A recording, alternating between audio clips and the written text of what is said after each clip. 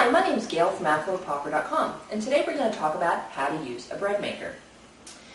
You can make bread, good, healthy bread at home for around 60 cents a loaf. You can make organic bread for around $1.20 a loaf, which is a lot less than you're going to get even if you're using coupons in a grocery store. You can pick up a bread maker for as low as $40 at Walmart. You can pay $200 for a high-end one, or you can pick one up at a garage sale for $5, $10, $15. A lot of these bread makers don't come with a manual though, so I'm going to show you how to use your bread maker.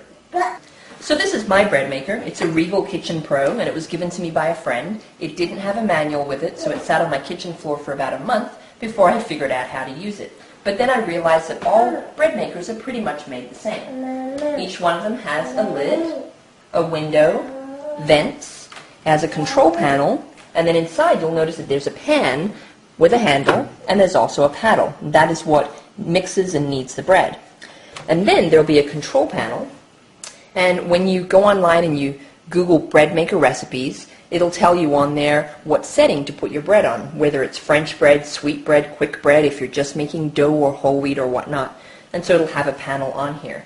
So let's get into making some bread. So today we're going to make cinnamon blueberry bread. My recipe here consists of 8 ingredients, which is a lot less than you're going to find in supermarket brands of bread. We've got a cup and a quarter of water, 2 tablespoons of margarine, you can also use butter. This is a quarter of a cup of sugar, 3 1/4 cups of bread flour, which you can find in any store. This is a teaspoon and a quarter of cinnamon, a teaspoon and a half of salt, 3 1/2 teaspoons of yeast, and I actually have some yeast here. This is the type of yeast that you can pick up in your store. And this is, you can use 1/2 cup of blueberries. You could also use raisins, cranberries, cherries, and you can use as many as you like. I'm going to be using 1/2 cup today, but you can use 3/4 of a cup, whatever your taste buds feel like.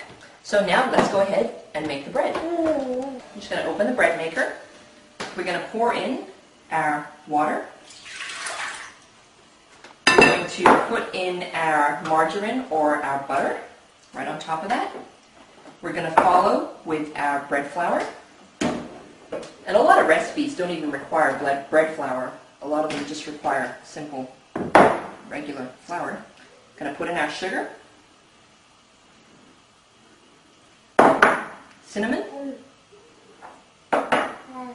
salt. We're going to put in our yeast, and then we're going to put in our blueberries. So my particular recipe calls for a sweet setting, and it calls for a loaf of bread that is 1.5 pounds. So as you'll see here, number 5 says sweet. So what I'm going to do is I'm going to select on the monitor here, and I'm just going to scroll up until I get to the number 5. And then number 5, that's 2 pounds. Scroll down to 1.5 pounds, light setting. I'm going to hit start. It's going to tell me how long the bread is going to go for. Literally, I'm going to set it and I'm going to forget it. It's that easy. So I'm going to go off, I'm going to get some work done, watch the kids, and then I'm going to come back in 3.5 hours and my bread is going to be ready. So 3.5 hours have passed, it beeped, and it smells so good in here. So what we're going to do is we're basically going to open the lid, and you'll see the bread inside. You'll notice that there's a handle in here. Grab a pot holder so that you don't burn yourself. Lift the handle up, yank it out, and then there's your loaf of bread. So we're going to turn it over here. Yum. Okay. So if you come over here and take a look, you'll notice that there's an indentation at the bottom of the bread. That's going to happen with all bread makers pretty much, but you don't need to worry about it because once everybody eats it, it's going to taste so good, nobody will care. Once you cut it, nobody will see it either. So you can just basically turn it over and let it cool, and then you can cut it. And so once you've mastered the basic breads, you can go ahead and make bread rolls. You can add flaxseed to it, oatmeal, all kinds of